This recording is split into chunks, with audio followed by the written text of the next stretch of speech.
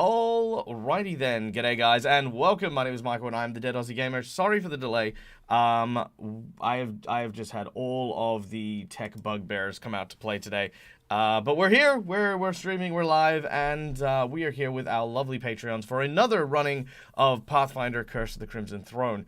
Curse of the Crimson Throne is a political, city-based adventure set in the world of Galarian, featuring these wonderful and amazing people who are joining us today. Now, of course, one of our players is decided to dress in camouflage, but that's perfectly fine. We love Chad, and we can see right through him. So that's all. Okie dokie. So you guys can enjoy his cloak of invisibility for today. Yeah, without any further ado, just so that I can again continue to try to beat my bugbears into submission, I'm going to throw it straight to my players to tell you about their characters and what their impression of what is going on right now happens to be. Starting, of course, with none other than our friend Holly. Hi. Wait, my impression of what's going on right now in the game? Yes, your name, your character's name, a little bit about your character, and what your impressions of what is going on in the game happen to be. Okay, yeah, that's easy enough. So I play Holly, who is a fairy rogue. Fairy comes from nobility, and when her parents decided it was time for her to get married off, she decided to run away and have adventures, just like all of the books she has been reading her entire life, because she reads a lot of adventure books.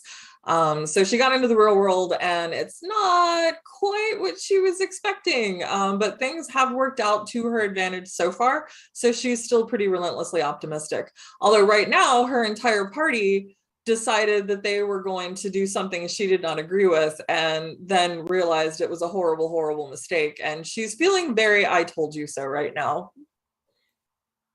Very well. Next up, we have, of course, Fido. Hello. I forgot that I had my cloak of invisibility on today. I am sorry. I am playing Fido, the automaton from 3,000 years ago that is still around today. He takes a nap every couple hundred years or so for a couple hundred years, and has recently woken up to try to give humanity another shot and see what they can do and what they've been doing. And he finds himself in Korvosa, tied up yet again in all of the politics that these crazy mortals get themselves into. Fantastic. And last but not least, we have Dante. Hello. I am Dante, the Kitsune Druid. Still unsure of how to see things at the moment. He's still unsure how to see things at the moment on what the situation they got into. Maybe because it's like it is not something he's used to dealing with. Cool. Yeah, I mean, being from the wilds, of course, the city life is a little bit different, as Dante is, of course, a druid, but also a hunter and tracker. So with time and with a little bit of effort, hopefully we'll get to see Dante making some friends in a new and exciting environment. All right, now, as always, guys, here on the Dead Aussie Gamer channel, we have a method to do things, but we're going to zip by them super quick. We have, of course, our sponsors, which we want to give a big shout out and a big thank you to for all of their support. We have Hero Forge, of course, for the wonderful artworks you can see on stream here. We want to send special regards to Twiff and Ira Janasi, who are unable to be here today, but we do send them our love.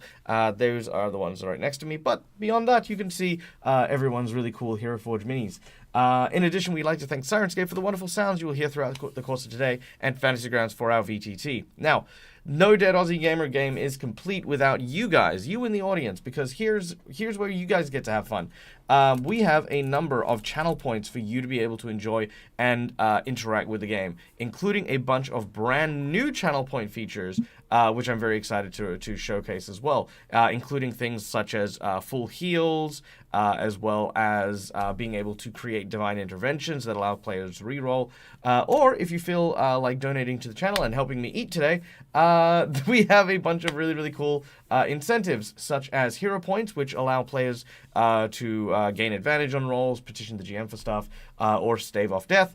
$10 for a plot twist, which comes from our plot twist or flashback decks that allow us to basically, change the story of the game. $20, which will give someone a nat 20, or $50 for a boss buff or a magic item. Now, $100 is our secret menu item, and the secret menu item only gets revealed at the start of the game. So if anyone asks about the secret menu item, it's up to you guys as to whether or not you want to tell them what it happens to be. Today's secret menu item is Curse Your Sudden But Inevitable Betrayal.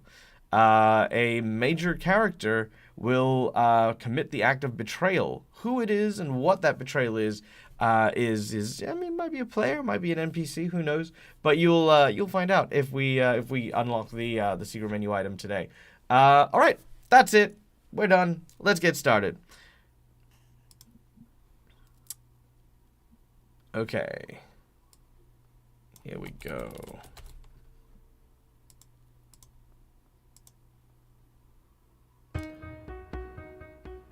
Now, the city of Korvosa has been under siege by ne'er-do-wells and riots, which have taken to the streets and seen many places being destroyed in the wake of the death of King Ereded, the beloved king of the city. In his stead, Queen Iliosa has been trying to maintain peace and order, and has asked for you, the group known as the Knights something. Anyone? Nope. Night Court. Night Court has asked you. Us. Yes, had you, the Night Court, sign up and join with the Korvosan Guard in order to help keep the peace. Now, this has been an endeavor that you all have taken very seriously, and your first job has been to investigate a butcher known as the All World's Meat to see if to go and visit and try to convince some deserters of the guard to return. The ringleader, a man by the name of Varric Van Kaskakin, was willing to speak with you and revealed that he just simply had changes in the ideals from when he had been part of the guards to where he is now. Accepting this response for the time being, our group has decided to leave well enough alone, revealing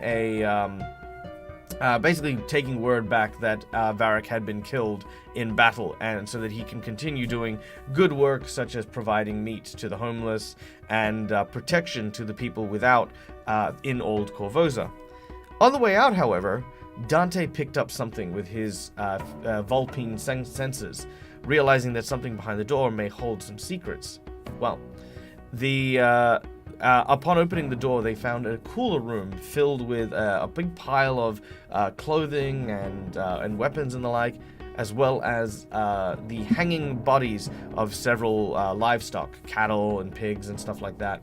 At first glance, it seemed to be nothing, but when they turned it around, they noticed that inside the body cavities of these creatures that were hanging frozen were the frozen body parts of other humanoid beings, dwarves, kitsunes, elves, humans, and more.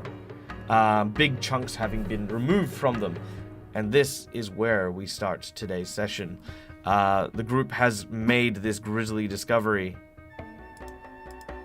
And right now,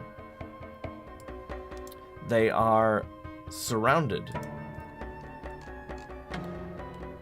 by men known as the Cowhammer Boys.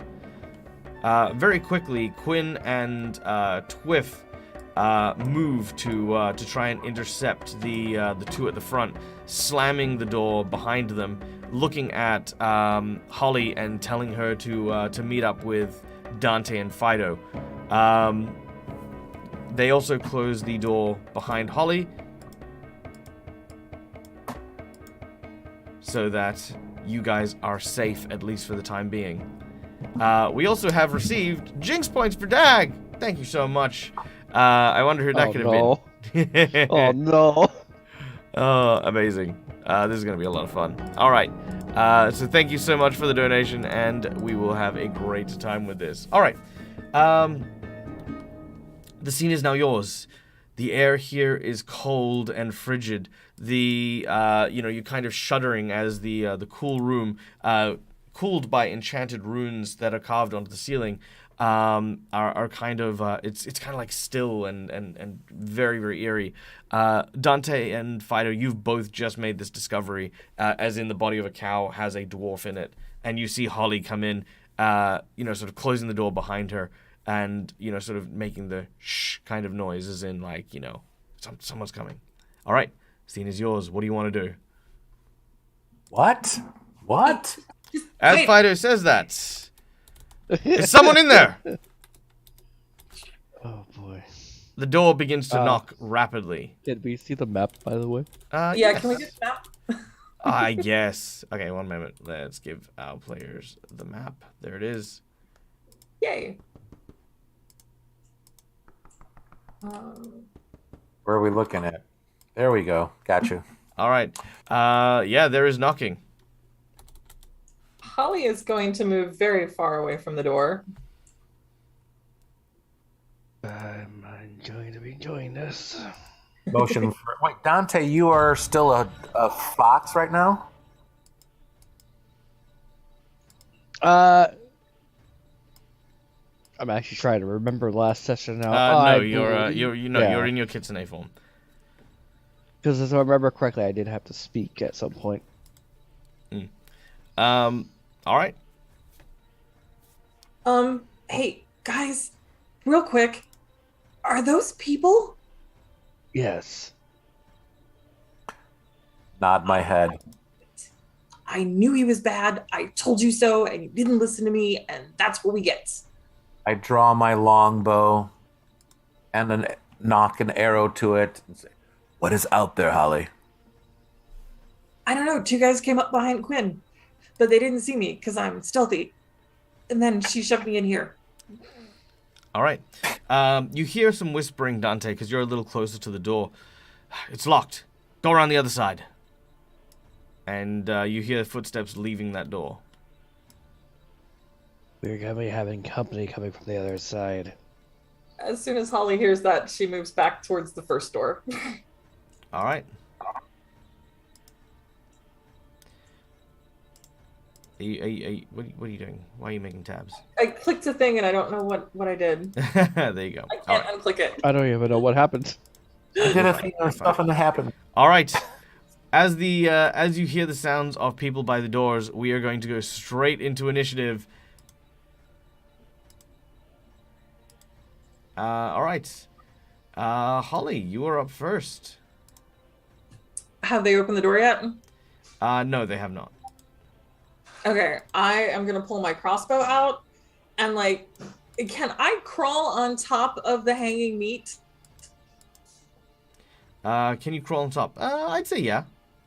Okay, I'm gonna crawl on top of the hanging meat and kind of wedge myself into a hidden position as best as I can. Yep. So I can see everything around me, but people may not look up to see me there. Okay, not a problem. You climb up and make a stealth check. So I'm going to make that a single action. You've still got 2 more. Okay.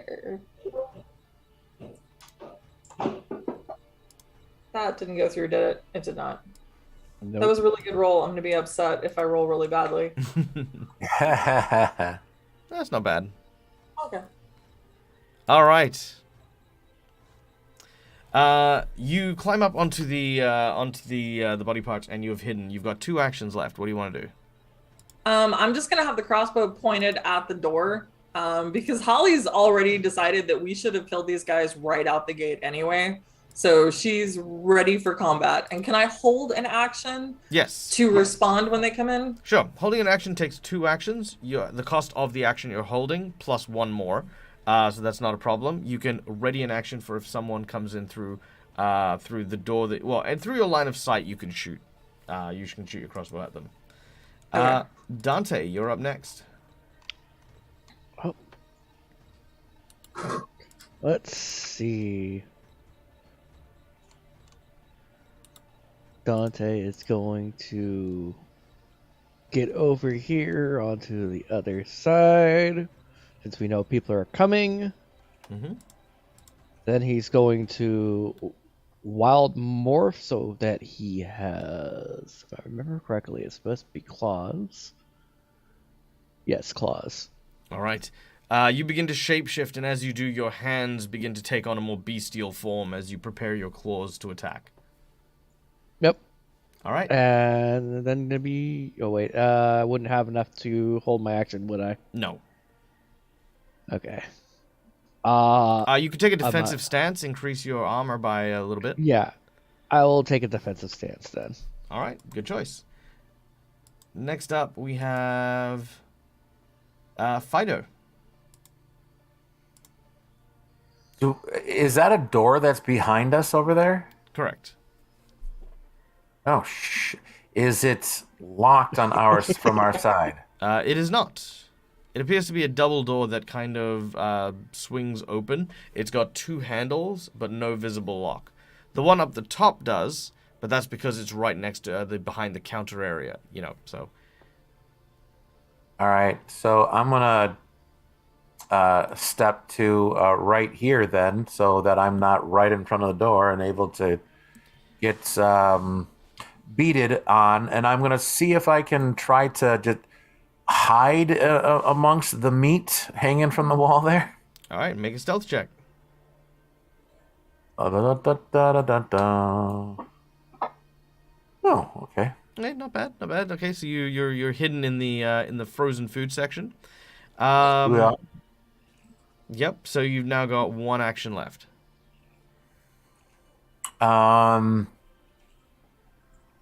Well, I'm just going to end up forfeiting that action because I don't have much of anything to do. Not a problem. All right. Next up is the Clawhammer boys. Now, these guys are talking to Quinn and Padrig. More than anything else, they're just trying to keep them distracted. This guy attempts to bust open the door as he swings and sort of like just crashes into the door here. Oh, that is beautiful. The door bursts open and he enters. Holly, your crossbow shot goes off. Yay. Oh wait, I'm guessing you want me to roll that. Yes, please. 24. Did you roll it on top of the token? I forgot to roll it on top of him. Oh, that's okay. Let's calculate what he's got. So his AC is 16 AC to 24, so that's a hit. So roll your damage on him as your crossbow flies and manages to hit him.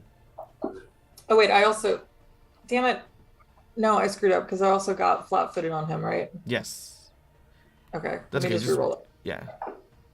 Okay, the flat-footed didn't apply. Oh, right. I gotta apply the flat-footed. That's fine. That's on me. So hold on. So you've done 3 damage. Roll a d6. I'll add it manually. Okay. That did not... I'm throwing the die too hard. Ooh, I'll take that. Nice. All right. So yes, as you've shot, you've managed to land your sneak attack, which has hit him. He immediately then sees you where you are, and he's like, ah, what the? Ugh. He pulls out his claw hammer, which will take an action, and then he is going to try and swing at Holly. He will miss as he hits like this big chunk of meat. Doesn't really do anything. He does warn his teammates, like, hey, look out! He very carefully opens the door as he sees, again, people. Well, he sees Dante. He already has his claw hammer out at this stage, and he is going to swing at Dante. Now, Dante, you Yes. give him a -2 on his attack because you've got because you're defensive. Yep. Ooh, that will still hit though. For 9 damage. Yeah, with a 22. Wow. As he hits you in the face with the hammer. So drew his weapon, opened the door, and then slapped you in the face with a hammer. All right, that's what these guys do. Holly, you're up next. I'm going to unmute first, and then I'm going to shoot him with a crossbow again. Wait, I have a thing. Wait. I now what? have a silence wizard. Oh, you do have a silence wizard. Silence wizard! Yeah! It's cute and adorable. And I love it. That is adorable. Okay. Oh, yay. Ow. Okay. That's a problem. Yeah, that is a problem. All right, so let's see what happens as you fire your crossbow. I say. Oh wait, I cannot. It is not there. No, it's not. It's divine intervention now. Oh, Do you have enough points for divine intervention? I do not. I do not. Yes, That is 7,500. I spent 40,000 points on a different stream. I mean, look, you got to make a lot of decisions on something for a long-term series, so I mean, it's still worth it. Yeah. All right, here we go. All right, 1 to 5. Let's just go with 1. Forget it. All right, here we go. So, this is on your ranged attack. Mixed it up. You can't make your ranged attack until the end of your next turn. So, as you've launched your crossbow, because of where you are, your actual bolt lodges into one of the chains that is holding you up. As it has done so, the actual bolt hasn't flown free of the actual housing in the crossbow, meaning that what you actually need to do is like pull your crossbow out and untangle it, or you have to change your weapon. Okay. I am gonna be dumb because that's more interesting. I am going to put the crossbow away for now. You can't. It's stuck. You have to either free it or you have to just drop it. Okay, so I'm gonna drop the crossbow. Yep. I'm gonna pull out my 2 daggers, and I am going to jump off of the meat, neatly executing a backflip right in front of the guy, and stab down with both of my daggers.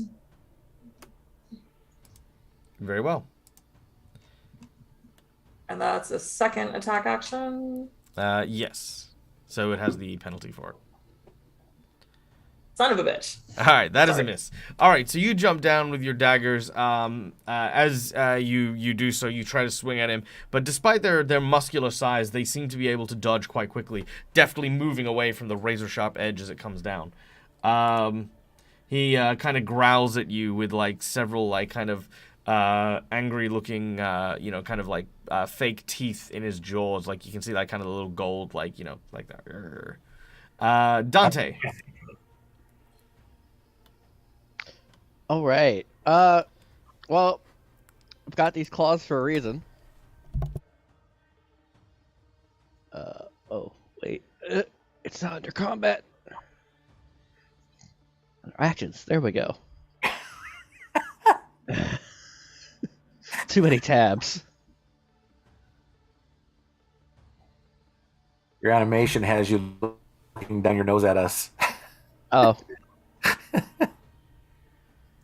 All right.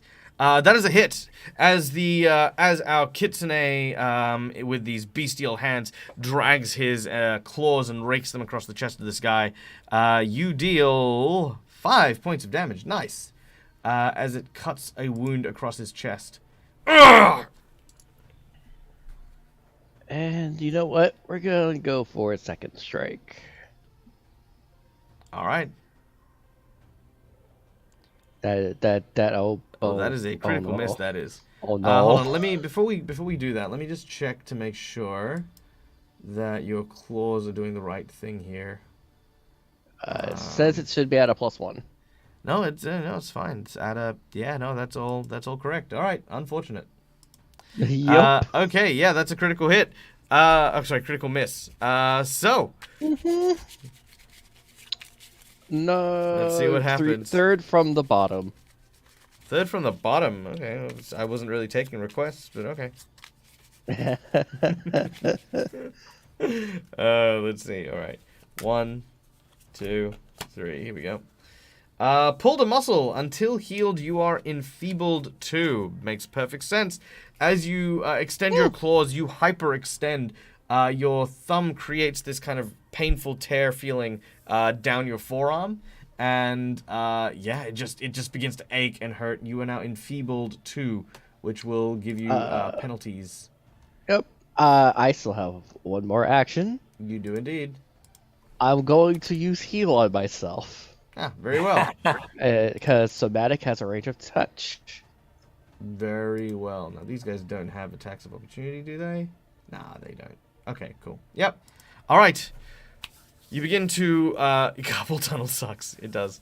As you begin to channel the powers of nature in your hand, your hands begin to glow green as you then place your hand on your wrist, and you heal 2 points of healing as your muscles now kind of begin to behave a little bit better.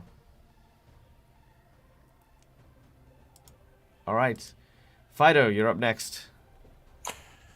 All right, first action, I'm going to mark the fellow to the, is that the north side up by Holly? Yeah, that's the north. Why not? All right. I'm going to mark him as hunted prey, and my outwit works, doesn't give me any bonuses to anything except for a +1 versus AC. So that's my first attack, or action, excuse me. Mm-hmm. And I'm just going to plug at him with arrow. All right, there we go. Is it hit? Just before that, let me just check something real quick.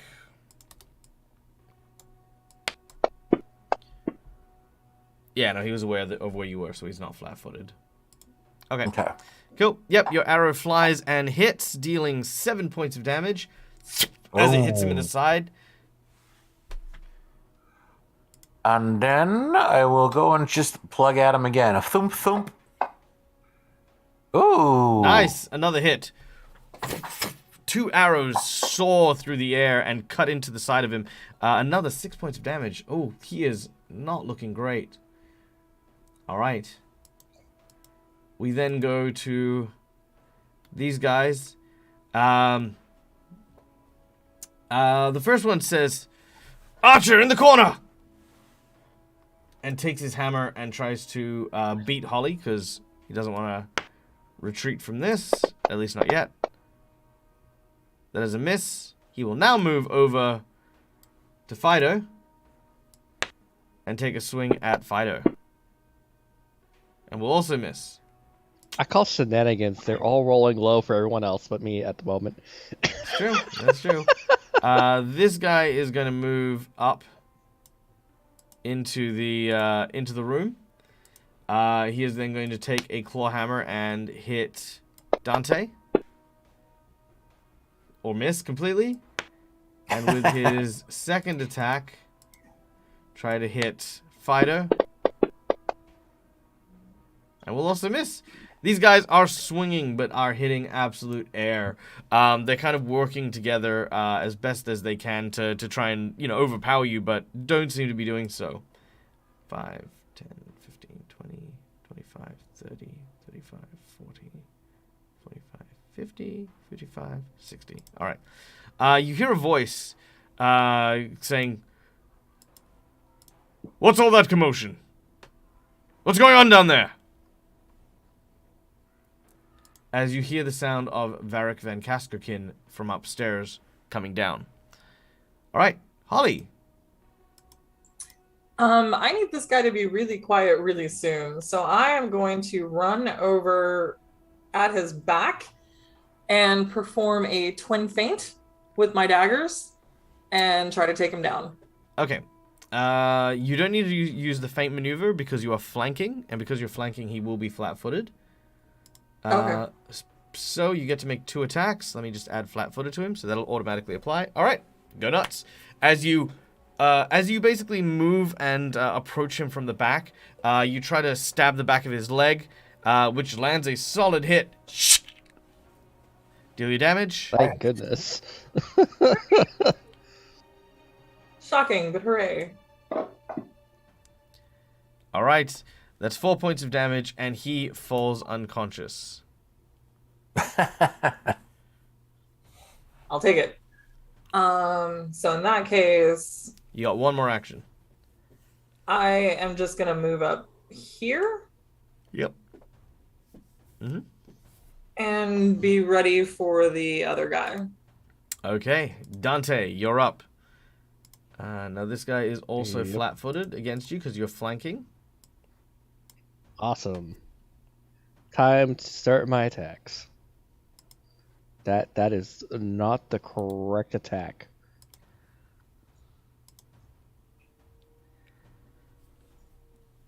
All right, here we go. That is a natural 1. I was Ooh. confused because it was in between the two dice. And I was like, what? Well, there you go. You wanted the dice to be fair to everyone. There you go. Now you got the natural 1 for yourself too. You had to open your mouth, didn't you? But that's too critical, Mr. All right. Oh. 1 to 5. What do we got? Why not? We'll go with 5. Nope. That was the pull to muscle one again. Here we go. Too much stuff. You get tangled in your gear and are encumbered until you spend 2 interactions to free yourself. Okay. Ooh. All right. So What- yeah, you're basically as you go to scratch at him, you manage to grab onto some of the leathers in your armor, and then as you go to strike, it pulls on the leather because it's now caught between your nails and your fingers. It's tightened around your neck and your chest. You kind of feel a lot of pressure as basically you just start to pull on what is your coat and backpack. Instinctively, you reach up to try and correct it, but have accidentally pulled that across your chest, tightening your hands as well. While it's not going to stop you from being able to swipe and attack, it's definitely going to impede what you can do as you've kind of just, not made everything heavier, but you've kind of just entangled yourself in this. I think I might have a means of an out of this, but it would require me getting out of melee range. You mean taking 2 interact actions, to Using my fox form, it takes 1 action Yep, that's for true. the kitsune change shape. Mm-hmm. I have You to would lose remember. your claws though.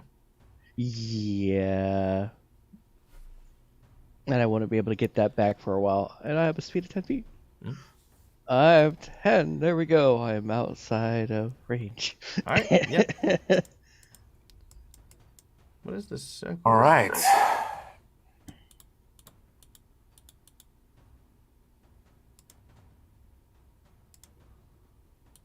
Did someone draw a circle? No, Oh, that's weird. I don't see a circle. I do. Wasn't me this time. All right, never It mind. might be because I clicked on myself. No, it's fine. I don't know where it's come from, but yeah, whatever. Anyway, carry on. And you're turning into Yeah, a that's all I fox? can do. Yep, turn into the Sun Fox and using my last action to move 10 feet away, because that is my movement speed. All right, there we go. You are now a fox. Done. Can I just take a moment to appreciate the fact that I can actually do that on command now? Like, turn you into an actual fox? Yes. Yeah. Okay, there we go. Fido. Thank you. Let's see. Curiously, is there room to move like this way around him or no? Not without squeezing, and he definitely won't let you. You'll need to make an athletics check to kind of push past him. All right, so I won't do that. Excuse me. Is it still like a free action to drop a weapon in hand kind of thing? Yes. All right, and then is it an action to draw a weapon? Yes. Do I need to? Can I attack in that same round as drawing the weapon or no? Yes. I'm sorry. Can I Drop is a draw free and- action. Draw is an action. Then you may attack with a weapon because you've still got 2 more actions remaining. Okay, that's what I was trying to get to. All right, so dropping my longbow, pulling out my short sword, and swinging at him. All right. Thunk, thunk, thunk. Oh, Nice. thank you. Critical hits. Boom, baby. All right. All right. Do I? Yeah, Do you want me to wait? No, Sorry. drop the number first, and then give me what you would like for your... Nice, solid hit. This time, this one's a deep thrust to his shoulder. A number 1. Let's go 1. Number 1. All right. Here we go. That is Piercing headshot, triple damage. Roll your damage again. Ooh, okay. Am I gonna just the 6-sided die? No. Just drop the damage as you would have done damage to him. Okay. Yep, just drop it onto him. Okay, now he needs to make a fortitude save or die. Let's see what happens here. Does this Please guy... do the die. Please do the die. Please do the die. There we go. He does not die. Oh. Well, we're gonna have to try that again. I'm gonna swing at him again. All right. That'll hit. And that is Deal a your hit. damage. Hey, Ooh. McBluff brings in the group inspiration, meaning that you guys each may now apply inspiration to your character. I don't really have an inspiration token per se, but you guys have it. You guys have one each. And Quinn and Patrick will as well. Okay. Okay, so we're out of combat right now. Yes, as the last attack fells the guy that's over here. Get out of drawing mode, please. Thank you. As the last attack fells the second of the Clawhammer boys, you are out of combat. What do you want to do? I pick up my longbow. I think it would be really good if we took the bodies and hung them up on the meat hooks so it doesn't look like we just killed a bunch of people in here. Do we have the time to shove them inside of the meat like the others are? While our players discuss this, ladies and gentlemen, boys and girls, I'd like to give a big shout out for the raid that we have just received from the Mercs of Mischief. Hi guys. So let me give you guys a little bit of context. Yeah, it's great timing. So our group is currently investigating a group of deserter guards who had left the city guard after riots from the previous night. They found that they had started a butcher shop where they were giving away free meat and services to give protection to the people of the town. Our group has uncovered the grisly findings that they had been harvesting people from the town, the poor and impoverished and the like, and, you know, basically using their cuts of meat in order to give to the poor for free. Horrific and grisly. They've just finished their first battle with 2 members of the Clawhammer boys and are now discussing what to do with the bodies as their boss, a man by the name of Varric Van Kaskerkin, is making his way rapidly towards them. There we go. Also, big shout out to the Mercs of Mischief. Guys, if you've not checked them out, go have a look at all the amazing and fun content over on the Mercs channel. I'm also going to be starring in a podcast with none other than Jonathan, who is the one of the lead producers of the Mercs of Mischief. Yeah, go hang out, go see the cool things, and then yeah, wherever the podcast shows up, you can see me playing there or running games there. Yay! Something along those lines. Yeah, something along those lines. That was a very, very... Look, I'm a little frazzled at the moment. I have no idea what my players are going to do. So do forgive me, but trust me when I say the Mercs are awesome. All right. All right, guys. Well, yeah, what are you doing? There are 2 corpses lying on the ground here. The sounds of Varric Van Kaskerkin coming down the stairs is getting louder. I am gonna quickly, like, just hide the bodies so it doesn't look like we killed them. Like, shove them in the meat or something, and then I'm going to run up and pick up my crossbow and untangle it. Yep, it's not too hard to do that. And then I'm also gonna lock the door. The door's broken. Oh, there's no... Okay. Yep. Blast. It is busted all hell. All right, so I will go and take the body. Well, both the bodies are in front of me technically right now, so I'll take the body in front of the door, pick it up, and put it. Try to like stick it on a meat hook in between some of the other meat. All right, make a stealth check. To my north. Yeah, to the north. And where are you taking 5 or 6 rounds to get to, Dante? I actually counted it out because I'm technically using all 3 of my movements to get under this. Okay, so you're using your full round to kind of move and hide under. Yeah. All right. You'll need to make a stealth check. That is fine. Now the real question is, will it automatically input it? Because I put the effects on myself. Yes, it will automatically put those in. Okay. All right. As sweet. That's where that goes. No, it did not. Yes, should have. No, it didn't. Because I'm supposed to have a +10 to my stealth. Let's see. +10 to stealth. Oh, because of the encumbered, it's still on me. Yeah. Right. There you go. That's my bad. Well, I will. That's fine. Try that again. That'll be a 20. 20's fine. All right. Okay. So, Varric comes down the stairs and immediately sees the broken door. He very quickly draws his weapon. His weapon, of course, being a longsword. He makes his way to the door. Holly, you are pulling your crossbow out from the chains, which you've done easily. Varric is shocked, to say the least, as he says, "What is the meaning of this?" Your men started to attack us. He comes in and sees you. He has his sword. He says, he then, well, let's make a perception check and see what he sees. He sees me hanging a dead body on the hook. Pretty much. Probably. Jeez. Oh, yeah. No, he definitely sees you hanging the corpse of one of his men. Now, here's a couple of little insight moments here.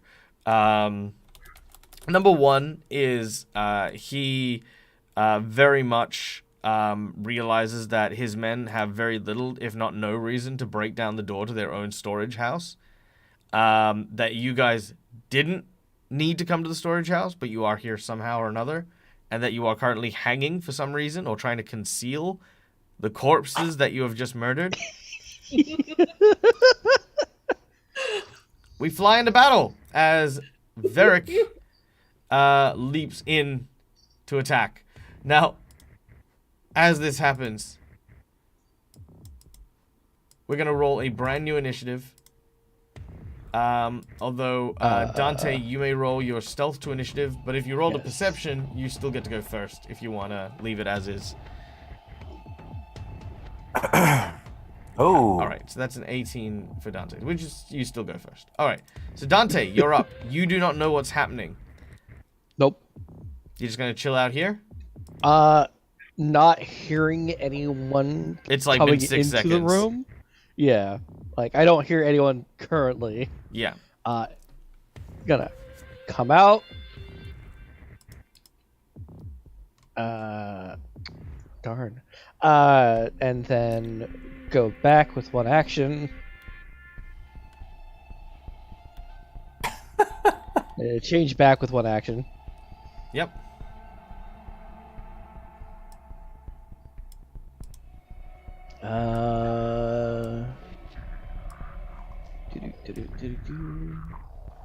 There you go. Dante is transformed back.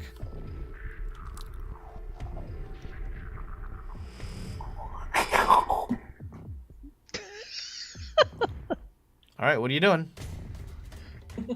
That's what I'm trying to think. Of what he would do at this moment. Look, like I said, it's been 12 seconds. Him not just running back, it makes perfect sense. You've had no stimulus to engage with yet, and your primary objective here was to be out of sight.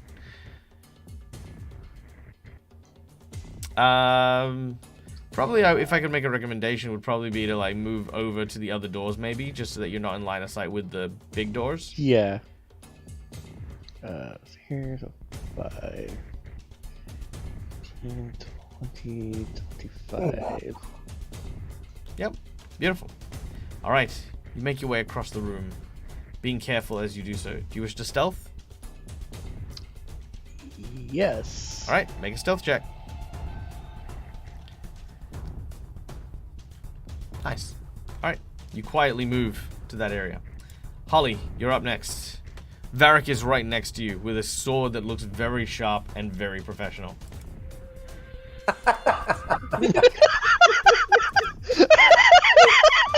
As opposed to I an would amateur hope so. sword. Oh yeah, look, an amateur sword is a unbalanced run-of-the-mill sword that a blacksmith makes en masse. A professional ya. sword is a regalia sword. It's a sword that quite clearly has been made and weighted to the hand of the wielder.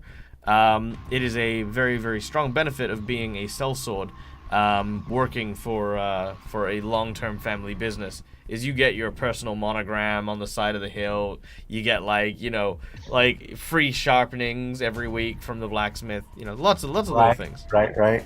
Yeah. Got a little that is oiling fair. kit that when you Yeah, bought it, yeah.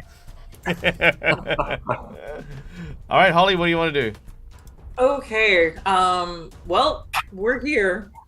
I'm Monica, gonna drop sharpening stone. the crossbow and pull the daggers out again and go for a twin feint. All right.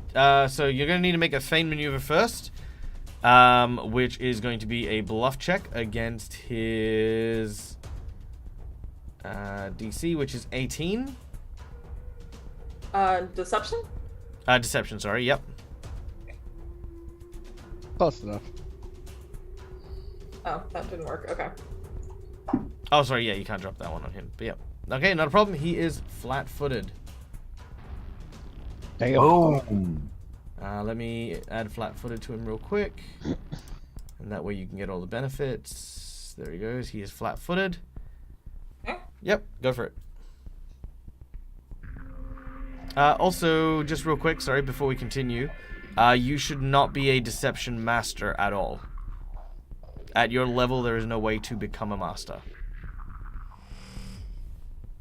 I thought I added everything incorrectly, but okay, never mind. Alright, so you'll need to drop that down to expertise. So even if you had something that would have brought you from expert to master, until you're level 7, you can't hit master. Oh, I didn't know that. Okay. Yeah, that's okay. You'll still hit, and from the looks of it, that should still crit, even if we didn't. Yeah, so that'd still crit even if we didn't include the flat-footed. But Okay. yep. So we're just gonna take. Okay. Yep. Cool. Yeah. So that's fine. Sweet. All right. Roll your damage as you land a critical hit, and then give me your number as you land a significant blow on Varric. Wow. That's terrible. Oh, Very nice. it's a lot of damage though. It was a lot of dice, but it was a couple ones. Still pretty decent. It's only All right. one. Pick a number between 1 and 5 for your critical effect. Let's go with 3. 1, 2, 3.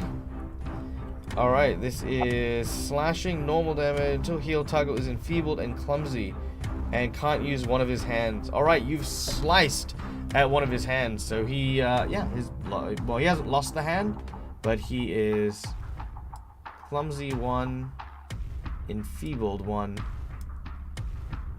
which will affect his attacks, which is great. All right.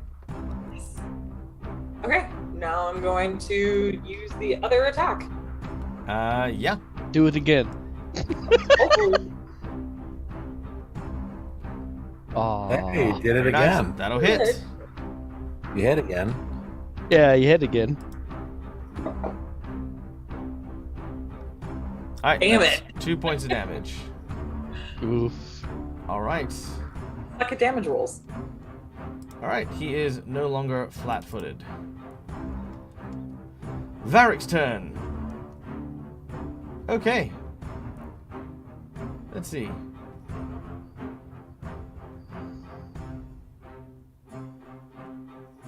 Varric is going to strike at you with his longsword.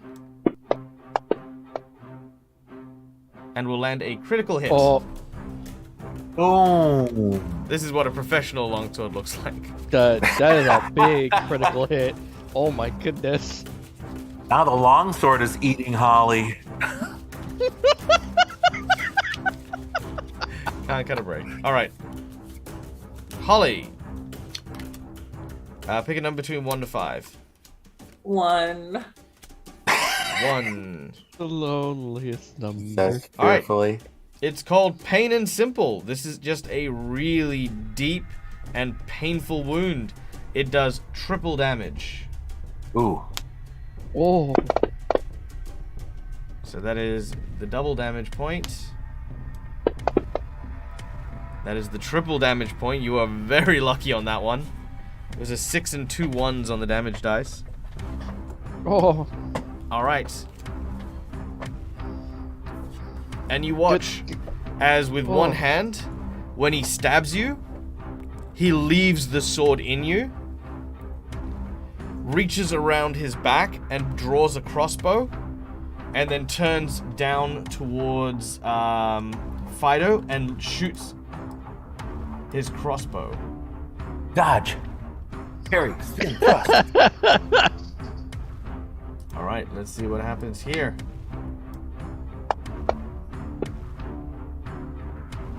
Ooh, a 15 will miss, but I think I'm going to use a jinx point on that one. No. Let's try that again. Second verse, same as the first. That is a hit. Wait, that wasn't the same as the first verse. You missed the first verse. All right, that is 14 points of damage as when he turns around, he aims and it Ouch.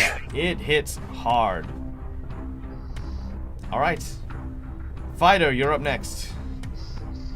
All right.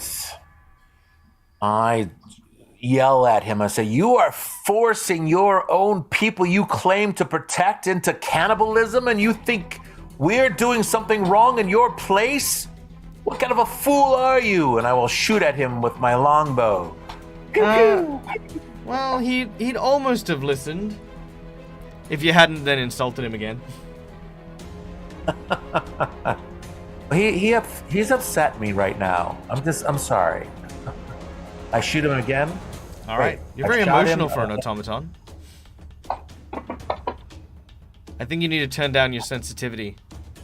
Yeah, I put my emotion chip in, and this is going crazy. All right, all right. Fido, you have critically missed. Oh yes. All right, so Yes, that is a miss, then a critical miss. Of course, you needed to take an action to draw your bow because you were hanging up a corpse at the time. Oh, there you go. 1. All right, let's see. Another Give us a number critical between 1 and 5. What happens? 1. There we go. Ranged. Weapon problem.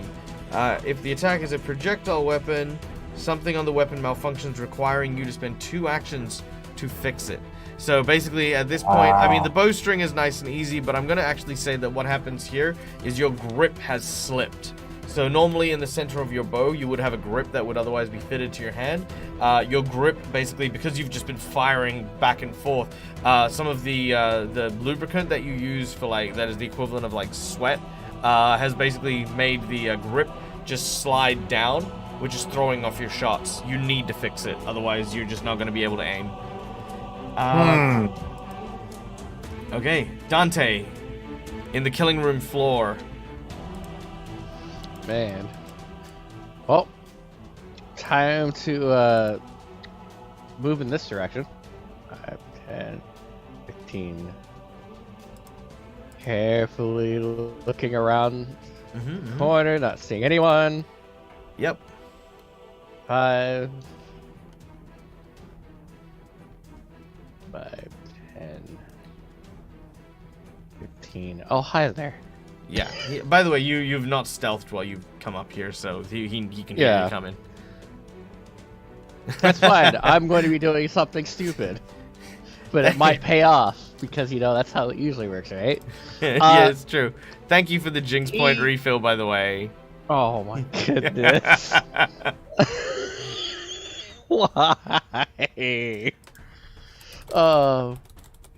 He is going to attempt to jump on him and grab him over his eyes. Jump on him and grab him over his eyes. Yes. What are you, Home Alone over here? Hey. Whatever works. Okay, so I guess you're trying to grapple him with the idea of attempting to blind him, I guess. So let's go with this. I'm going to let you make a grapple attempt, and if you land a critical hit, you will also blind him. Otherwise, you'll just kind of grab onto him. Okay. So, athletics check, your DC is... Yes. Your DC is 20. This is gonna be flat. This is great. Wrong one. I grabbed them with slingies. No, he shoves you off very easily. I'm going to use my point. Oh, your inspiration? Because you've got... Yes, I was gonna use inspiration. I forgot about that one. That's okay. You've used your... Okay, so use your inspiration. Reroll.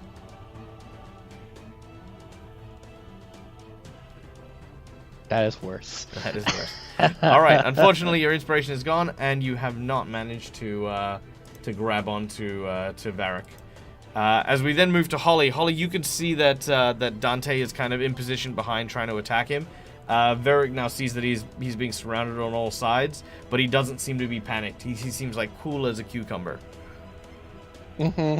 And I still have his sword sticking out of me, right? You do. You actually have his longsword, technically speaking. Okay, my first action, I'm actually going to pull out the sword and throw it behind me. All right. It is quite painful to do so, but you do manage as you... and then you throw it behind you. It clatters onto the floor. And then I'm gonna go for the daggers again and go for the twin feint. There, sword. Ta-da! Oh. All right, so you're going for the feint. So one action to pull the sword out. I'm not going to, dropping it behind you is not a problem. The feint, so I need a deception check. Now, did we change your deception down? Yes, we did. Good, fantastic. All right, make it so. Your target number was 18, I think, right? Yep. Ooh. Perfectly fine. All right, you managed to deceive him. Oh, no, sorry, it's 20. 20 is the DC, but that's still fine. Okay. All right. Yep, he is flat-footed. Let me just add that to him real quick. All right, so he's flat-footed throughout. And then you get your third action, which is you're going to make an attack, I presume. Yep. Yep. Ooh, that is a miss. Oh no. I am going to use my inspiration. Very well. Yeah. Very We have well. Yeah. Let's try that again. Also, if anyone is using channel points, please let me know in chat. I don't know why it's not showing up my channel point things. Oh, man. Oh no. Here we go. Did suddenly put the game on like demonic danger level as opposed to normal level? Well, I I'm telling mean, you, Dag does not need jinx points. He just needs to roll normally. it's very true. It's very true. All right. Well, with the unfortunate critical miss. Divine intervention. Hey, Odd Bandicoot coming in with Divine Yay! Intervention. Divine Intervention. You get to re-roll. You get to re-roll. Thank You, Odd.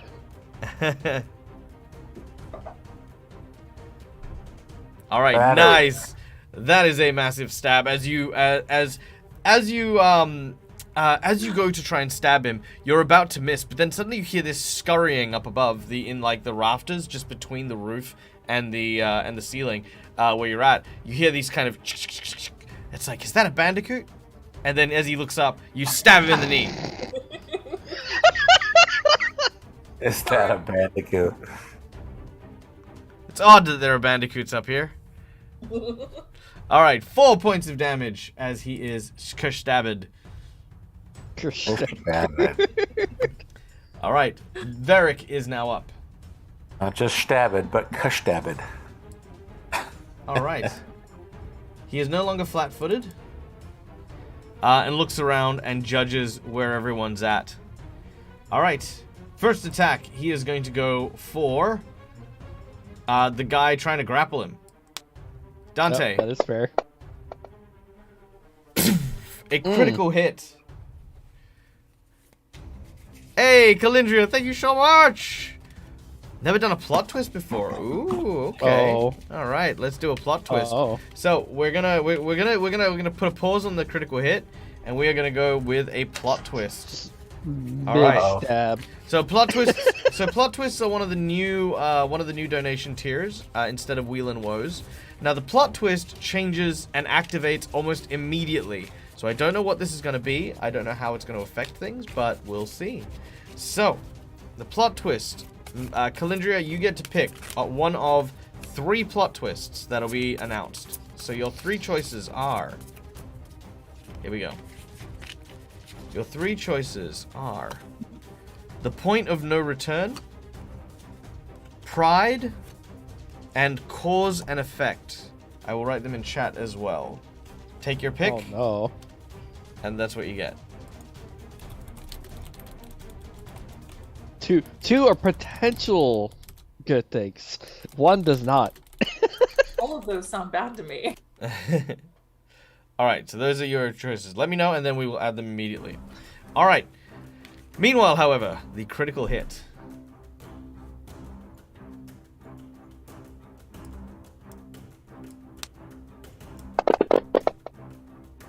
Hurt. 30 points of damage. Wow. Point of no return is going to kill everyone, so not that one. Alright, fair enough. Dante, I need a number between 1 to 5. 2. Cause and effect. Okay. 2. Cause and effect. Okay, cause and effect. Alright, number 2. Here we go. Piercing, nicked an artery. You take 2d6 persistent bleed damage. Oh no! So he has shot you square in the neck. Now here's the trouble with that. Is as that's happening, you are not only dying, but every round you fail to stabilize, you will increase your dying step by 2, meaning you have barely 2 rounds to regain consciousness before you bleed out. This is that is a rough one. All right, second action. Wow. And by the way, this is while he's clumsy and enfeebled. He is taking penalties as well for these attacks. Like it. Yeah, it really doesn't feel like it. All right. Second action, he is going to shoot Fido. That is a hit. Wow. That is 8 points of damage. And with his last action, he is going to shoot Holly. Ooh, I'm going to use a Jinx point to not critically miss. I mean, I don't mind missing, I just don't want to critically miss. Aww. Ah, I wish. That didn't help me. Alright, critical miss. I'll just use more Jinx points. Hey, people have shuffled. Why have people shuffled? Oh, How dare you? I'm apparently Holly now. There you go. Alright, done. There we go. There we go. Okay, kill. Hey, Oracle, welcome in, welcome in. I hope you are well. Alright, critical miss. Holly, take your pick. Pick a number between Let's go with 3 again. 1, 2, 3. Okay. 3, that is friendly fire. He hits the nearest ally. I'm gonna re-roll that one. Yeah, I was about to say. Hits himself in the foot. Amazing miss. He is stunned 1. So now he is clumsy, enfeebled, and stunned. Wow. Bet you have a Jinx point refill. Oh my god. And a Jinx point refill. Oh. Wow, this is the fastest Jinx point refills I've had in a while. All right, so I don't even refill that fast. thank you. Sounds like a weird fight. It's scary. It's a scary fight. It is actually. All right, so cause and effect. We are now playing the plot twist because, like I said, plot twists now are different. They're not just sitting in the wings waiting for me to use them. They go immediately. So, I need each of you to make me a percentage check, if you'd be so kind. Percentage. All right, so that's 80% for Dante, Oh, it did. 60% for Holly, and 57. So everyone got about 50%, meaning that known by the players. Actually, we'll you know, I'm gonna create a scene. Dante will not see this scene. No. All right, here we go. Out in the streets of Korvosa, a little bit further away from the meat markets, several soldiers have gathered. About maybe 12 of them wearing full plate armors and the tabards of the city of Korvosa. All right, listen. Captain says we have to patrol this area, but we've heard that that members of the Night Court have gone to investigate the deserters that betrayed us last night. Now, I don't know about you, but I have no intention of sitting idle by and letting some strangers from the streets do our jobs for us. Who's with me? Oh! You know, you hear some of the soldiers kind of begin to shout and yell. Those in the actual meat markets can hear that as well. Cause and effect. The deserters have drawn the attention of the guard. They are on their way and will arrive in the next round. You guys just need to hang on. That's all I can do. Hang on, Sloopy, hang on. All right. Fido, you're up. All right. Like as we discussed before, I'm going to do the free action to drop my longbow. And as I'm running up to him, I'm pulling my short sword out. All right.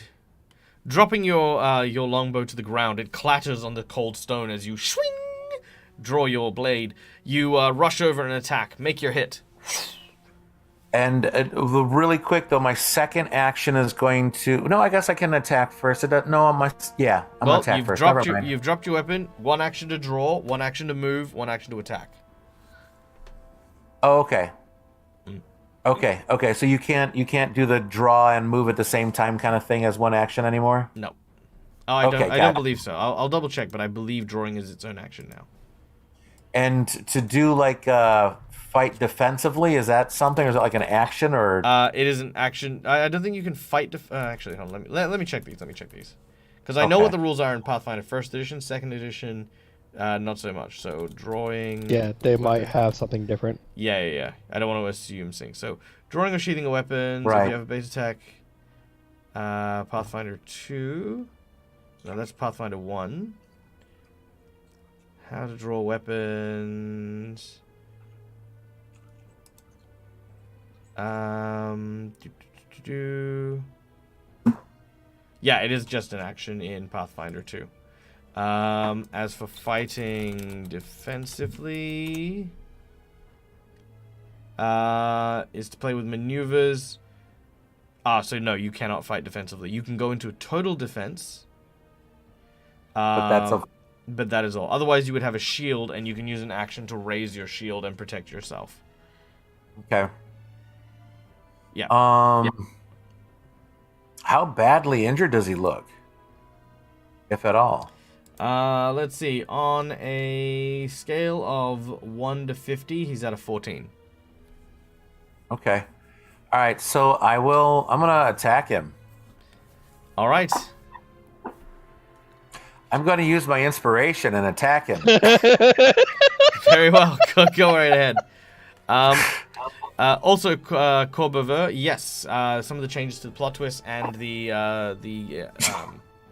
Yep, that's happening. Some of the changes to the plot twist and changes to the channel points and our donations have changed because we've had I wouldn't say complaints. We've had people who've said that they want to try this format of gameplay. So we're going to try it out for a while, see how we go, and if people want things back, again, just let me know. Everyone just contact me in Discord and stuff and be like, hey, I really liked having this as channel points, because I don't want to, paywall any of my stuff. I want you guys to have fun as well. I thought some of the prices were a little high, but, I'm not going to put any responsibility on it, and I say, hey, we'll try it out. We'll see how it is. Because I want to make sure that people who use channel points have as much fun as the people who donate to the channel. That's important. Fido, 1 to 5. Yeah, let's do 3. 1, 2, 3. Okay, this is... You've made a melee attack. Yeah. Decision paralysis. Okay, this is kind of a good one. So as you approach, you now see the blood-stained... Wonderwall is nice. Okay, you see the blood stains on the stone leaking from outside. You stop for a moment as you see Dante outside. You gain slow 1 for how long? Until the end of your next turn. Oh gosh. So you'll lose a turn this round, which you've done everything this round. But next round you'll have 1 less action. So yeah, you've swung, you've missed, and you're now concerned about Dante. No. All right. Speaking of Dante, you need to make a recovery check, my friend. And if you fail, which is just a fortitude, correct? No, I think it's just a straight 20. Let me just double check this. Pathfinder to recovery check. Okay, here we go. Recovery check. Flat check with a DC of 10 plus your dying value. Your current dying value is 1, so you need to make an 11 on a flat D20 roll. I was about to say that was 11. No. All right, the flat. Oh, that was almost a nat 20. All right, the flat check works, which means that your recovery reduces your dying value by 1, which means that you are now wounded. Your dying value is 0, so you're not bleeding out anymore. Actually, no, that doesn't make a difference. Yeah, I'm still bleeding because of yeah, because you're still bleeding crit. for the persistent thing. So you are now wounded, which means you've recovered. You then bleed, and you're at dying value 2. So there we go. That's how that works. But it means you're not dying value 3, so that's still helpful. Yeah. So that's good. I have an extra potential 1 more round. Yeah, but you're okay for now. You're okay for now. All right. Next up, we go to Holly. I mean, we gotta take this guy out. That's all there is to it. So Holly's going for the feint again. All right. Make your deception check. I need to check on the rules of stunned. You needed a 20, so that will not make him flat-footed this time. Lost it. Okay, in that case, I'm just gonna get The stabby. stunned might help. All right, get stabby. No, it'll already have applied because I've already put stunned on him. I don't know what stun does, like if I need to attack or anything. Okay. There we go. Yes. All right, that is a hit. Your blades find purchase in his between his armor. Roll your damage.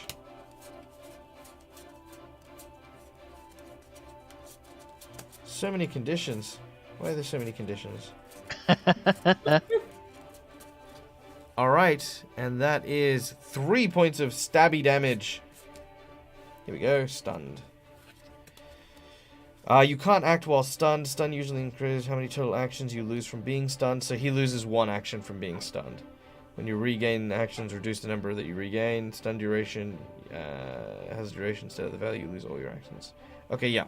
So he is not. It's a stun 1, so he'll lose 1 action every round. So it's kind of like him being slowed. All right. And then getting stabby again. Yeah. Stab away.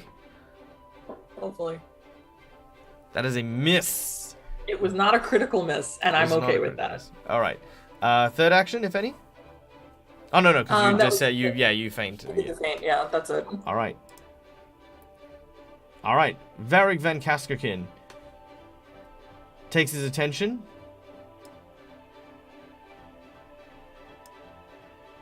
Turns it on Holly.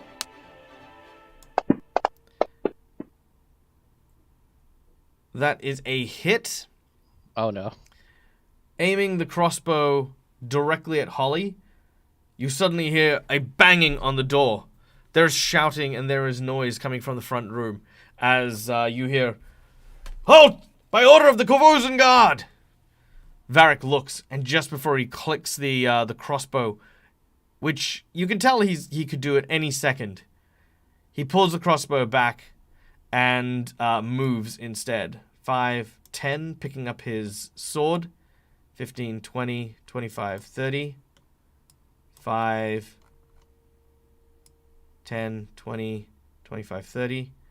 5, 10, 15, 20, 25, 30. He begins to leg it and run. You hear the sounds of clattering wood and smashing coming from out the front. You hear the familiar sounds of Padrick's gun firing off. Yeah, you can hear people rushing into your direction. What do you do? I'll run to Dante if I can. Yep, you can. And then I'm going to try to staunch his bleeding. I can see he's on the ground.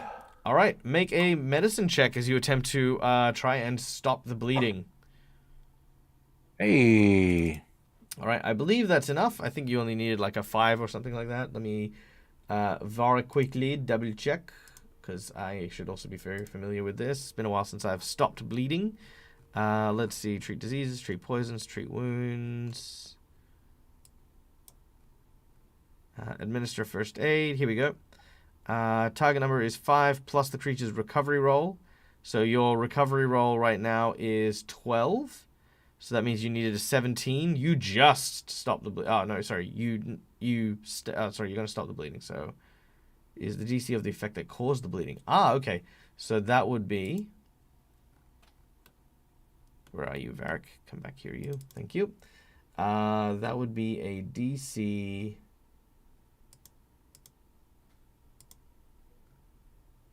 Here we go. 14, 15, 16, 16. Yeah, DC 16 on that bleed, on stopping that bleed. So Nice. So you did just make that. So the bleeding is stopped. Dante, you can make a recovery check for me if you would like. Your target number is 12, so just a D20. That's fine. Yep, you have stabilized. All right. Meanwhile, the guards burst in. You could see that several of the Clawhammer boys from the front have been captured and restrained.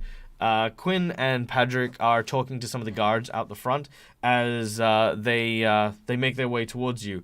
They notice that you aren't obviously members of the Clawhammer gang, and one of the guards looks up at you. Members of the Korvosan Guard, Sergeant Tully, which way did he go? He's running out the back, quick. Come on, men, quick, this way. You hear the sounds of more wood breaking as their soldiers go, there he is, follow him. They begin to charge, rushing through and around. Yeah, the commotion is quite palatable, but the scene is now yours amidst the chaos. What do you guys wish to do? Holly, can you grab my bow for me, please, while I try to make sure that Dante's not going to bleed out and die? Yep, I'll go fetch. I go get his bow. All right.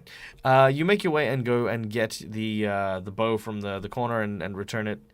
Yeah, it's not a problem. Not a problem at all. Can I tell that we've stopped the bleeding, or I've stopped the bleeding, or yeah, you can tell that for the time being he is stable but unconscious. All right. I'm gonna pet his head. Your head is being pet. I'm unconscious. I can't do anything. Thank you, Holly. I take the longbow, put it, hang it back over my shoulder, neck, head, wherever I keep it before, and then pick up Dante, and I'll start moving out to the front. All right. As you move out to the front, again, everything is kind of explained by the guards, and you basically explain what you had found. They are kind of taken aback by the heinous nature of what has happened here and immediately begin to cordon off the area, close up shop. They try to identify the people who are missing and tell you that you've done fine work here. It's unfortunate that members of the guard have fallen so low in this place of just depravity. Thank goodness you were able to uncover this before too much damage was dealt. Thank you. At this Yes.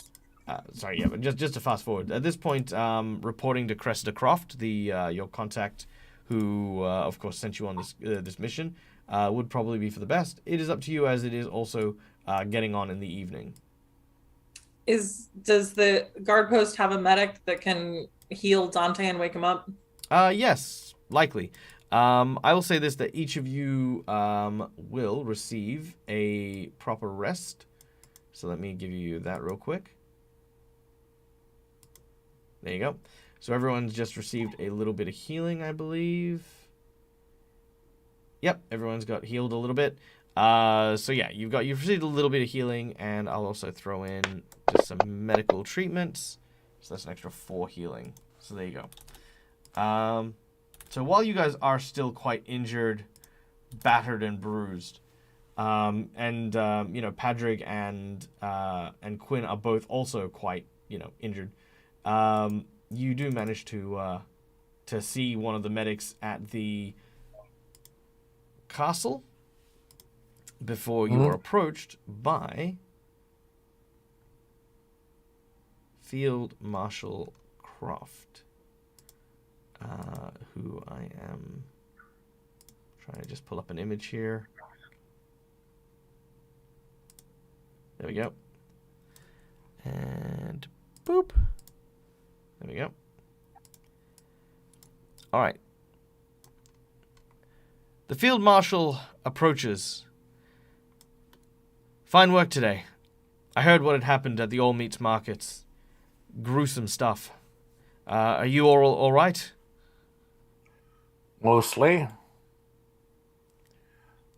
We can Why did they start doing this? It doesn't seem like the conscionable thing to do if your people are not starving to have to rely on anything they can for meat.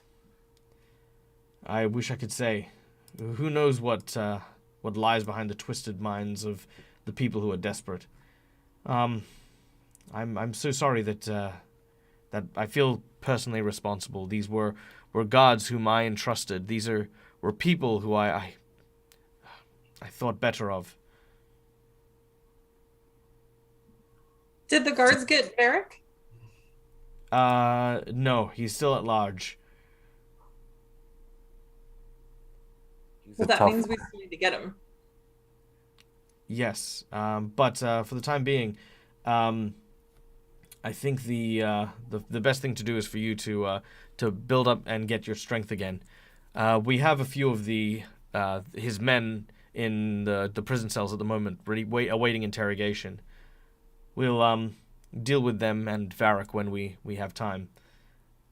But for today, you've done great work, and this is while quite small. Here is at least some measure of our gratitude. She reaches into the coffers and produces. Let's see. Here we go. She produces 500 silver. Oh. So it's 100 each? Yeah.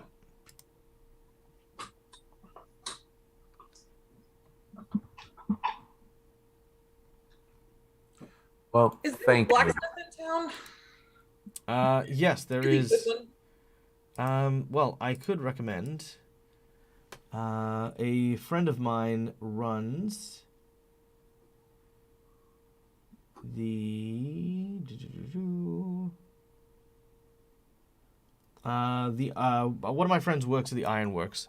A man by the name of Tolba. Tolba is an unusual sort, but a craftsman of great renown. I think I need some new equipment. I need to go shopping. Do you guys want to come? Yes. I need some things as well. Very well. Well, I'll leave you to it. Thank you again, and I'm sorry. Thank you Don't for worry, that. don't get him next time.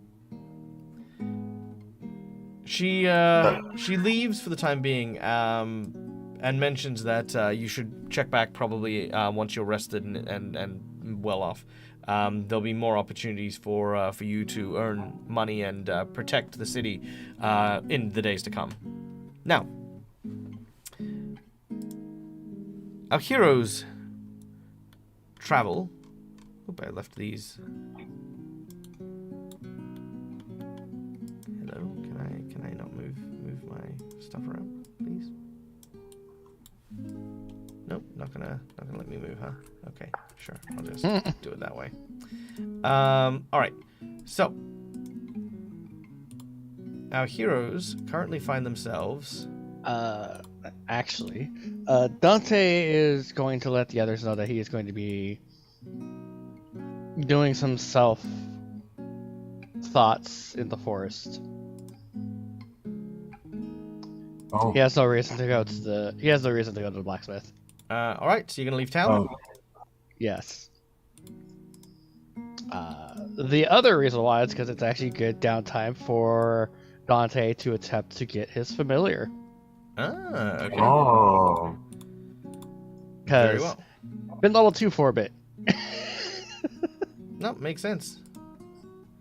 Okay, I have no idea how to destroy. Well, not familiar, animal companion. Sorry. There's a big difference on that one. There we go. All right, very well. So, Dante is going to be leaving the town. You are heading to the south. Let's see, what is to the south? Mostly swamps and forests and stuff. So Dante, you have left the city. Meanwhile, the rest of you are going. Oh, are you heading to the ironworks? Fido, where are you heading? Is there a Boyer or Fletcher? Let's see. Probably somewhere Similar somewhere to in the their market house? district. S6. There we go. All right. Yeah, probably somewhere. Probably somewhere again in the market district. You can get a Fletcher or Bower. No, feathers and fur. That's simply a furrier, correct? Look, specifics aren't important. What do you want? Oh, got you. Okay. No, yeah, I was just I mean, I could sit here and try and find the exact shop and stuff like that. But if you're looking at literally like, hey, I want you to reset my grip, I'm not gonna, pussyfoot around and not give that to you. No, what I want to do is try to find if I can get a bow that will that basically I can get a extra damage with, like a bonus to damage from either strength or dexterity, or however that works. If that is still for bow, you can do that for bow. Yeah, you could look at magic items. Would it be a magic item? Yeah, like there'll be flaming bows and like flaming bows, positive bows and stuff like that. Let's see, what is within your. They used to have something like, what was it, like a strength bow or something like that, where... The composite longbow. Yeah, is that what it is? Yeah. What's your strength? My strength is a number 14. Okay, so you've got a plus 2. Plus 2.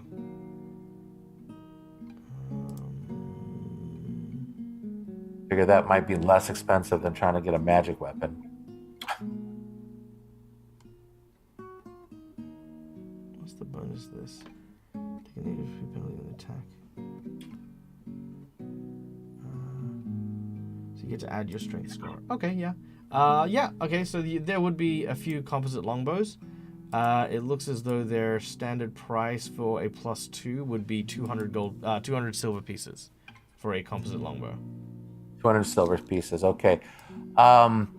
Really quick, when we were awarded the treasure by the queen, did you say it was gold pieces, or were there like 240 gold pieces each, or was it 200?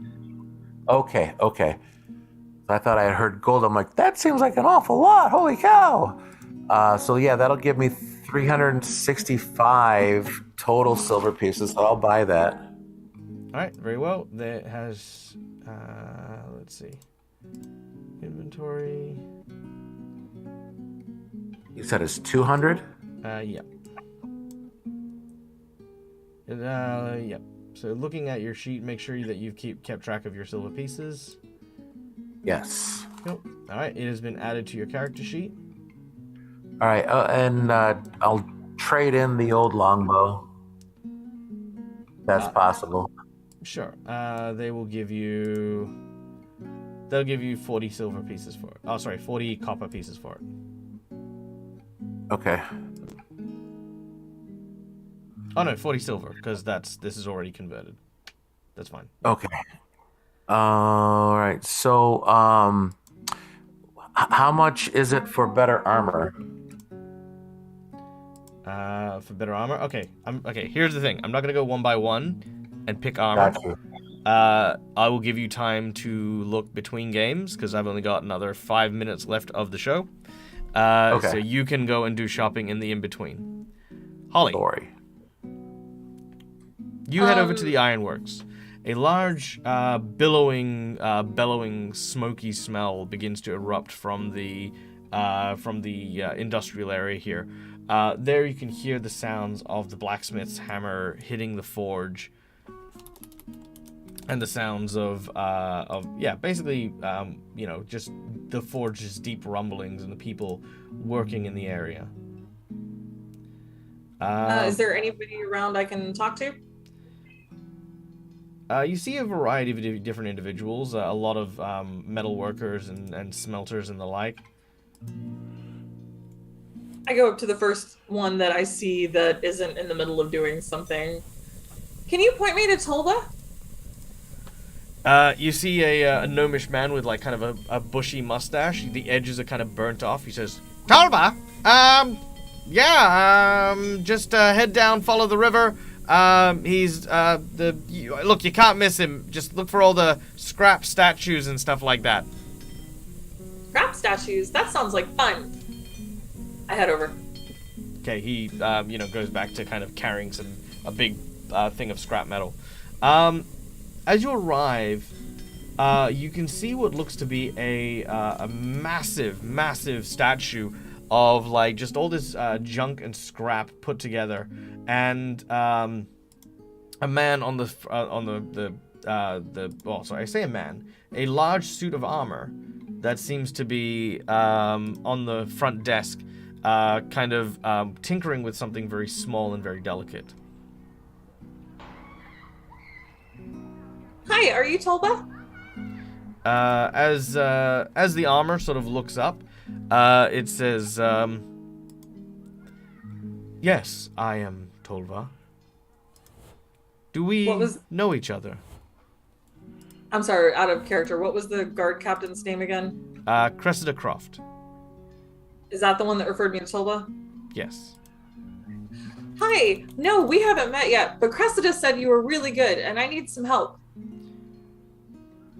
Ah, yes.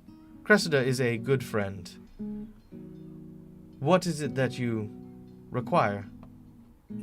I need better daggers. My daggers aren't very good, and I found this other dagger, and I pull out Gadrian Lamb's dagger, but I think it's evil, so I don't think I should be using that one. He looks at the dagger. He says, "A weapon is neither good nor evil. Like anything, it is a product of its wielder. But I can see what I can do. Do you have anything in mind?"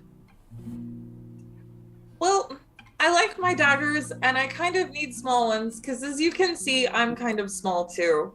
But I really want something that's going to be super sharp and do a lot of damage, because my friends keep getting hurt, and I want to stop them from getting hurt. Then would not a shield work better? If I could lift it, I still wouldn't be able to protect my friends, because I'm very small. I see. Perhaps there is something that I can build for you. Though I do not know if I would be able to guarantee you your safety or the friends simply upon the basis of them wielding this dagger.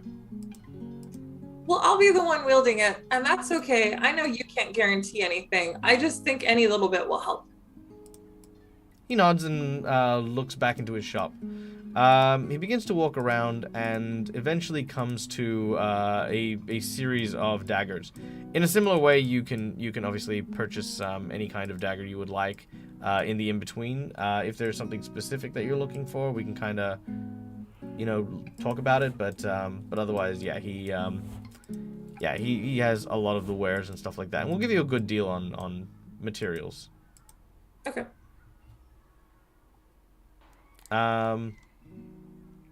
Why are you blinding yourself, Fighter?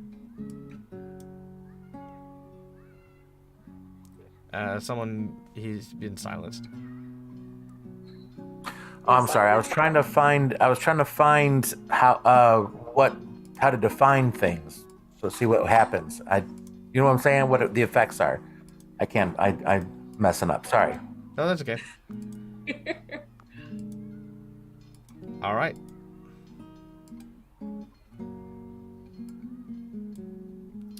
Let me just finish off this real quick. All right, here we go. And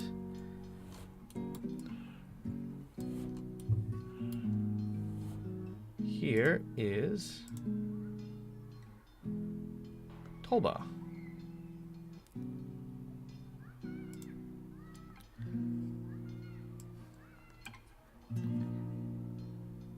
Smaller, please. Thank you. There we go. Done. All right, that is Tolba. Okay. So is there something specific you're looking for in terms of the dagger, or would just any kind of upgrade to your weapon? Mostly I'm looking for an upgrade, so specifically better damage, but Sure. better ability would be nice too. Yep, not a problem. You can again in the interim have a look and see if you can find a decent magic dagger or something of the kind. Dante. I would like to mention that we do technically have a bizarre dagger with a bizarre blade that's worth 750. That's true. Oh yeah, I'm trading that in. For mine. Yeah, I was about to say you could trade that in for using towards your better dagger. I'm totally doing that. Oh yeah. So that was the twisted dagger. Yep, not a problem. He will of course buy it at price, so he's doing you a thing as a favor to Cressida. So yeah. All right. We now pull away from the scenes at the smithy and find ourselves in the middle of the forest. Dante, what are you up to? Mostly going into thought about current things that have been going on and what he could do to better himself.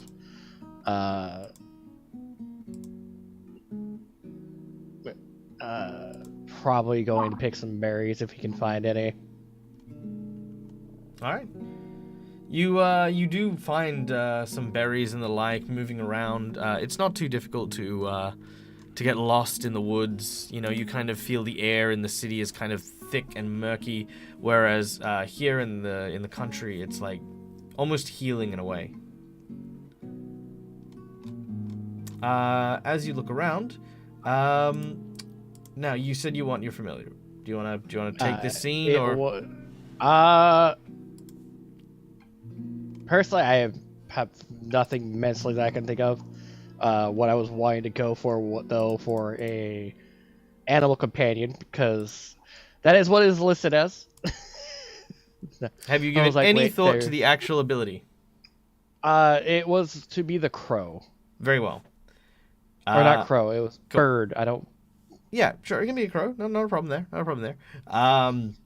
I was like, because if you're now just taking this class ability as part of a level up, I'm like, well, I don't know where to go with this, man. Like you've not told me anything. It was when we hit level 2, And it's because it's part of the animal companion order, the animal order. Yep. Okay.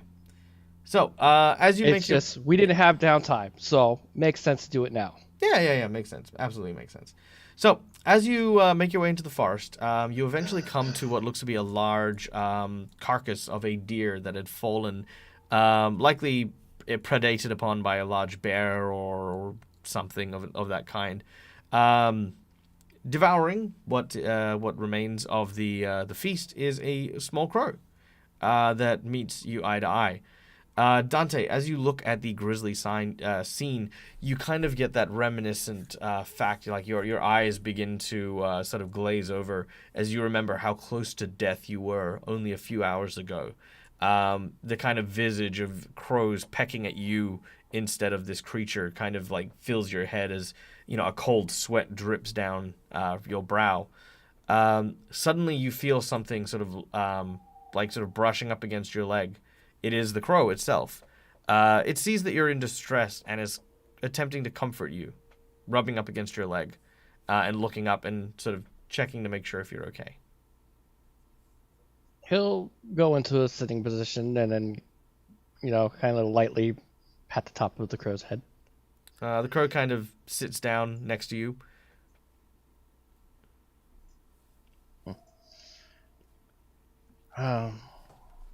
Not something I was expecting to see on my way here.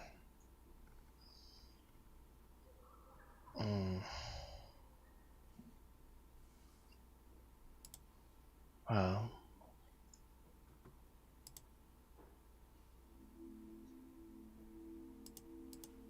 The crow calls yet again.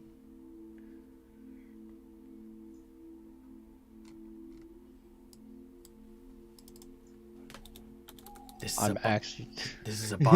a bonding moment for you. Yes, I know.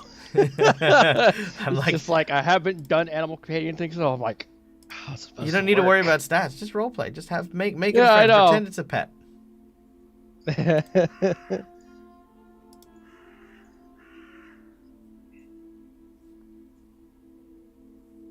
This is gonna be idly just like stroking the back of the head of the crow, just in deep in thought. Okay. Yeah. You contemplate, again, the crow and your journey thus far, your friends, the people that you've now traveled with, being a part of what is now known as the Knight's Court. What does that mean to you? And how much of your own life are you willing to risk for people you don't even know? Out here in the forest, you just look after yourself, and that's about it.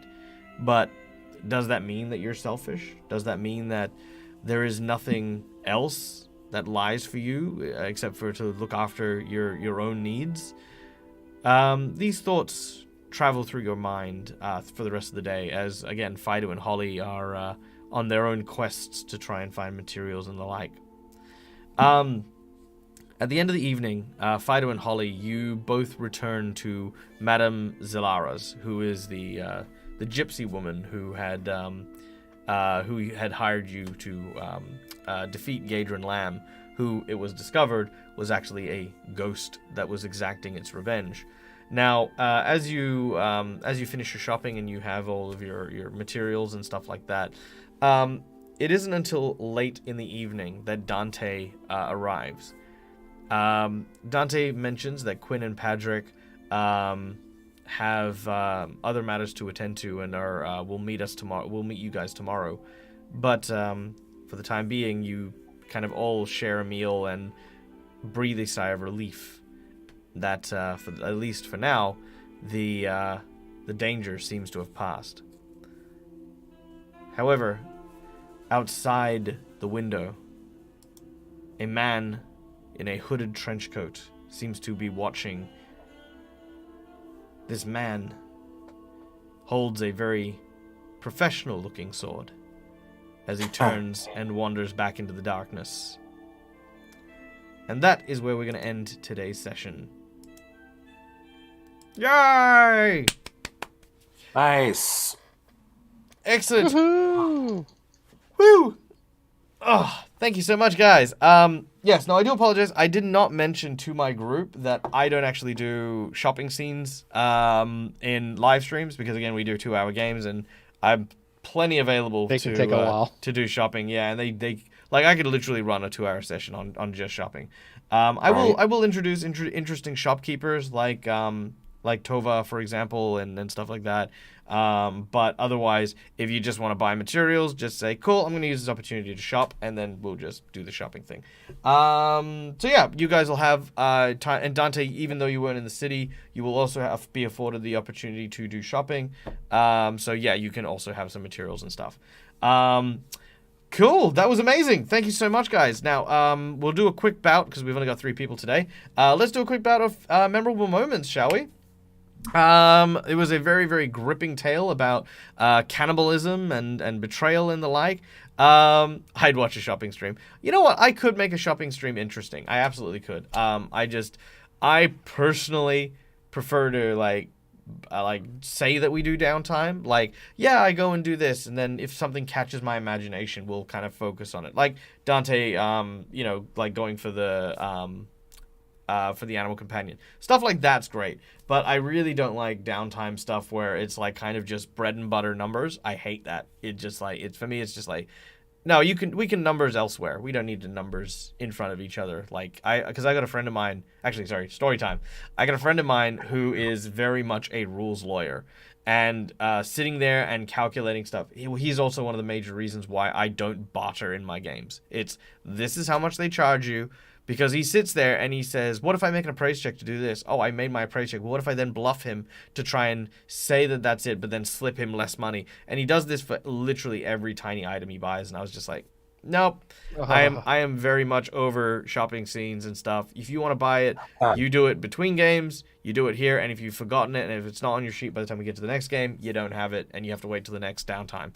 So it's how I run it. It's not what everyone runs, but whatever. See, I would only do that with the super expensive stuff. That would be the only time I would try to barter. Nah, I don't even do it with that anymore. Like, it's just one of those things. Appraise for me is just ascertaining its value, and I'll only really do something if someone's trying to rip you off.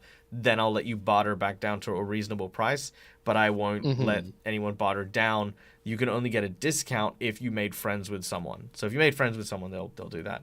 Someone else who needs to do all the math if I was GM. Yeah, yeah. You know what? Sometimes that's the best. See, that's the thing. That's the best kind of GM though. Is someone who does do the maths for you and who does help you out with the rules and things. You know, like it's just how it is. Yeah, minutia trauma. Yeah, little trauma. There you go. Right. All right. Memorable moments for today. Dante, what was your memorable moment from today's game?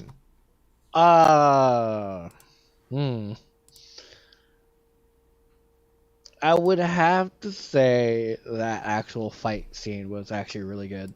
Yeah, that was despite everyone's really crappy rolls, it still turned out pretty well. It was pretty intense. I'm not gonna lie. I wasn't exactly sure where we were gonna go with that. Like, I was like, okay, cool. I get that we're I get that you know, like sometimes you just have, what is happening with my map? Come back here. It wants to run away. Well, it does want to run away. Like, are you playing with your map? It's maybe. I mean, I'm just gonna close that. There you go. You can all look at Cressida instead. But anyway, yeah. So the fight scene itself was really cool, and and having like just such low rolls can sometimes be a nightmare. But the fact that you actually beat the 2 guys that you were fighting was great. Once the big boss sort of came in, things changed so dramatically. Oh my god. Bit of an understatement. Oh yeah, he was definitely a tough cookie. You didn't do bad against him though. You did not do bad at all. I think what sucked was like the critical hit on his, because he's got a thing called crossbow precision, and when he shoots with it, it does an extra D8 points of damage. But he crit on that first one when he hit Dante. So he actually did 4d8 points of damage as he shot Dante for that one crit in particular. Wow. Yeah, so that was where that kind of hit came from. Apart from that, you guys held your ground pretty well, which was cool. So yeah, I like that fight scene. Fido, memorable moment. Um, yeah. The fight scene was already mentioned, but that was pretty intense. It was interesting how the automated dice rolls wanted to also reflect, hey, you guys are fighting a boss right now, so you're not going to Yeah. do anything against him. It was like coincidental, purely coincidental, but that's kind of what it seemed like. It was interesting. I was like sweating over here. It was also really good that that the cause and effect plot twist also came out as well. Like just being able to the cause and effect was made perfect sense. Yeah. If people like have been betrayed by this guy, then they'd be out for him. Cause and effect was perfect. Right. I forgot about that. Yeah, so that was actually that was also kind of, it wasn't too short or too long. It was just right, I feel, for the for what we were attempting. So yeah, very keen on that. Next up, we have Holly. I'm gonna have to say not getting eaten this time. This is the first fight where The sword tried to eat you, though. It's true, the sword did try to eat you. Or maybe Holly tried to eat the sword. There you go. Yeah. That checks it's out. not quite the same thing. Like I didn't go down someone's gullet, so that was nice. Yes, that's true. That's true. I mean, tiny creatures getting eaten. That's how it is. Yeah, I think my favorite moment for today was, yeah, I think my favorite moment, I'm not gonna lie, was Fido stuffing, like meat hooking the corpse, and like all diplomacy went out the window. Not that it matters, but because this might just be the end of this particular story chain until much later. Varric never lied to you, and he was 100% genuine last week about how he wanted to support people and all of that. He actually doesn't know about the corpses at all, even slightly. But you guys came out swinging and were hanging up bodies. At that point it was a case of well, you must have clearly put up these corpses, because you're where you're not supposed to be, and I literally caught you in the act of hanging up corpses. So he Right. in his mind, you're all trying to frame him, Right. and that's why he. Oh boy. And now he's out for you guys for that particular reason. So I love how that, because basically a conversation is how this guy ends. Because the other guys, the Clawhammer boys, they know what they're doing. They're the ones kind of being shifty and stuff like that. And Varric could have ended up as an ally. It doesn't happen often. Most of the time people come in guns blazing, and then Varric's like, why are you killing my men? I'll kill you. And then they find the bodies and they're like, oh, okay. And then they think that Varric's done some stuff. I loved the fact that there was that conversation that happened, but we still ended up with Varric becoming an enemy. So that was cool. I like that. This is also the last time I take advice from Holly. Well, it was gentle advice. It was gentle advice. All right. Well, we do have one more as well. Korvosa says the memorable moment there was hiding the dead bodies inside the meat. Yeah, I mean, why not? What's the best place to hide a dead body inside meat? Was where in a freezer with tons of dead bodies hidden inside meat. If he wasn't literally 20 foot away from you as you were starting it, you probably would have gotten away with it too. But yeah, it was Right. a little close for that. Logically, it made sense. All right. Yeah, it did. All right. Well, thank you very much for joining us, guys. We are now going to go and raid. We are going to go and raid Scarlet64, a friend of the channel who does amazing music and is currently playing Out of the Abyss. I believe they're currently on break from the looks of things, but they should be back very shortly. So do stay tuned to that channel. All the love. Thank you so much for joining us today. Thank you for being a part of the stream. We will be back tomorrow on WSD20 playing Rime of the Frost Maiden. We are coming upon the end of that adventure, which I'm very, very excited to see.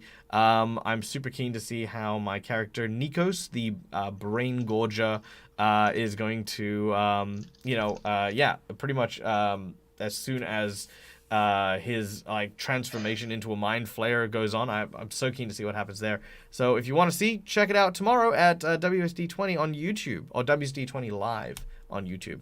Thank you so much once again. And till we meet again, as always, from us to you, game hard or die trying. Bye, everyone. Bye.